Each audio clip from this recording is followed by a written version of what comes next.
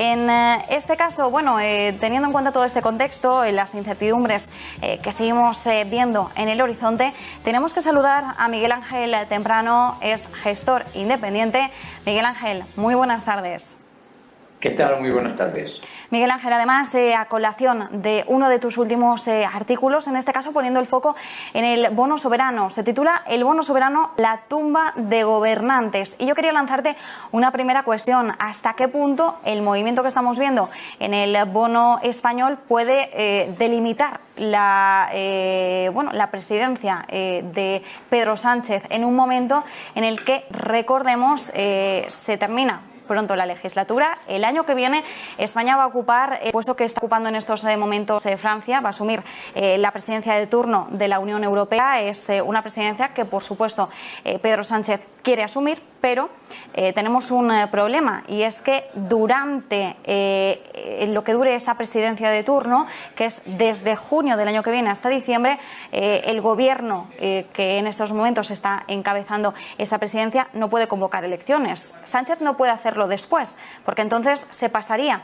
de la actual legislatura. Tendría que hacerlo antes. Bueno, es una de las cuestiones por las que te voy a preguntar, pero primero enfoquémoslo por la evolución del bono soberano, del impacto que puede tener en nuestro gobierno. Bueno, vamos por partes. El bono soberano siempre es un problema, porque es la manera que tiene de financiarse un gobierno. Pero claro, cuando tu deuda pública sobre la generación de PIB está en el orden del 30%, el problema es de una entidad.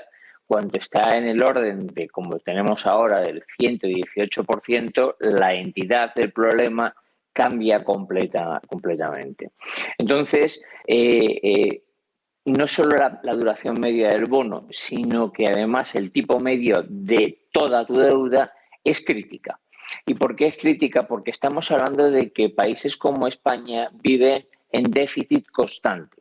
La deuda pública no es más que la suma de los déficits de una manera consecutiva. Claro, mezclemos en esta coctelera un nuevo factor, que es la inflación. La inflación, que es literalmente el impuesto de los pobres, bueno, ya hasta de la clase media. En esa coctelera nos encontramos, intentamos desgranarlo, que el bono español ha bajado durante esta época de intervención del Banco Central Europeo, ha bajado su tipo medio en aproximadamente un punto y ha subido su vida media en aproximadamente un año. Es decir, una magnífica noticia. Pagamos un poquito menos y además lo pagamos más tarde. A cambio, hemos crecido de deuda de una manera exagerada. Es decir, la buena noticia la mitigamos. Bueno, si estamos ya en ese escenario, ahora llega el Banco Central Europeo y dice, bueno, se acaba la ayuda, ya no es necesario, y deja de comprar bonos, porque es lo que estaba haciendo hasta ahora, comprar bonos. Deja de comprarlo y en escasamente 11 días nuestro bono se dispara, el bono a 10 años se dispara más de un punto como a uno aproximadamente, es decir, una verdadera barbaridad. ¿Qué quiere decir eso?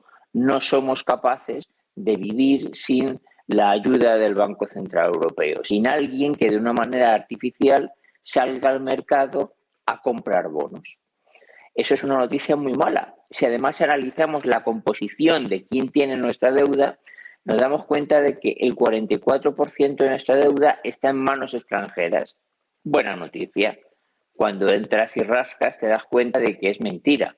El 30% lo tiene el Banco Central Europeo. En manos extranjeras solamente tenemos el 11%. Es decir, generamos muy poca confianza en el extranjero, muy poca. Y la capacidad de comprar bonos por parte de los españoles es muy limitada. Fíjate lo que te estoy diciendo. Se dispara el bono sin la ayuda del Banco Central Europeo, sube el tipo de una manera radical, estamos súper endeudados y encima hay una inflación galopante que daña nuestra economía. ¿Qué va a ocurrir?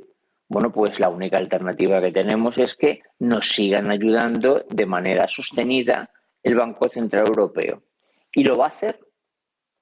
Pues bueno, pues yo lo dudo.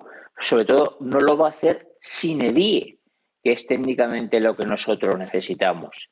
De hecho, ya han dicho la ministra de Economía que, bueno, que a ver, que no nos pongan muchas condiciones. Bueno, vale, pues van a llegar los países, los llamados frugales, pues Holanda, Austria, Finlandia, y uno no tan frugal como Alemania, y van a decir, oye, no sois capaces de vivir solos, per se.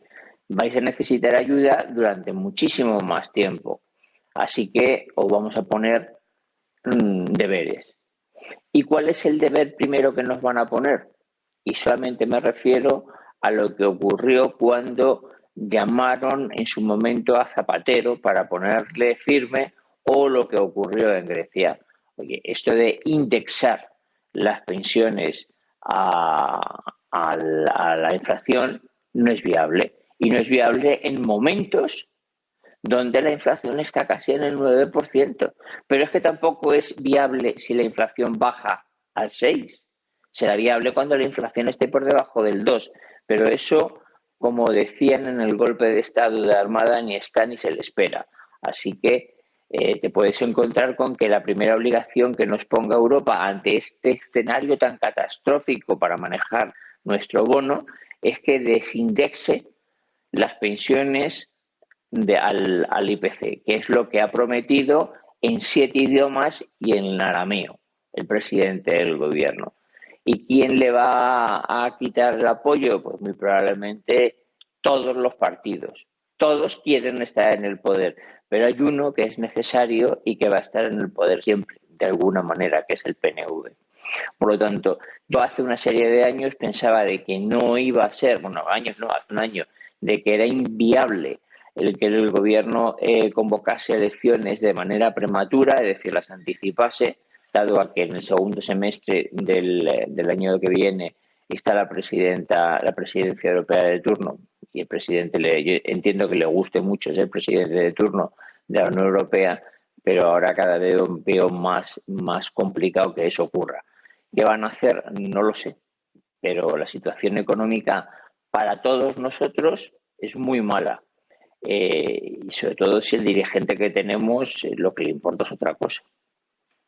Miguel Ángel, una de las claves a las que apuntabas ahora es esa protección de la que todavía gozamos gracias al Banco Central Europeo. De hecho, en el artículo lo dices muy claramente. No podemos vivir sin la ayuda del Banco Central Europeo. Hemos pasado de papá Draghi a mamá Lagarde. Y aquí una de las principales preguntas es ¿en qué momento vamos a ser capaces de volar, de salir del nido y valernos por nosotros mismos? Porque parece que ese momento cada vez está más lejos o no llega.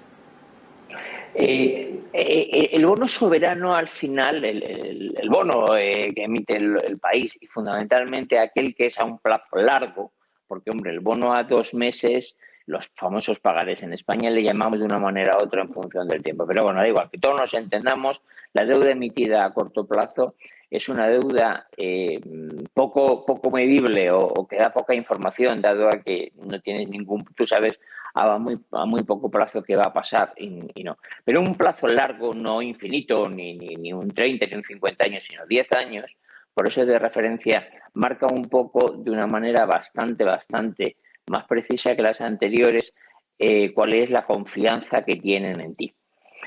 No es que sea el único parámetro que van a mirar los inversores, pero es un parámetro muy crítico, ¿no? Cuando no tienen confianza en ti, la cosa va muy mal. ¿Y cómo se gana uno la confianza? Es decir, la confianza del inversor y fundamentalmente del inversor extranjero, que es el que tú tienes, que te gusta, que es el que te va a dar acceso a los mercados y que, repito, que ahora quitando el Banco Central Europeo, que no vale para la medición, es solamente un 11% de nuestra deuda pública, lo que te mira es cuál es tu capacidad de gestión, cuál es tu capacidad de salir adelante. Los americanos tienen un 120% de deuda sobre el PIB, pero nadie tiene la menor duda de que ellos no van a entrar en default, porque tienen unas instituciones que son muy serias y además están muy desligadas unas de otras, de tal manera de que son balanzas y soportes unas de otras. Y perdón, cuando digo los americanos, que la gente me ha criticado mucho, me refiero a los norteamericanos.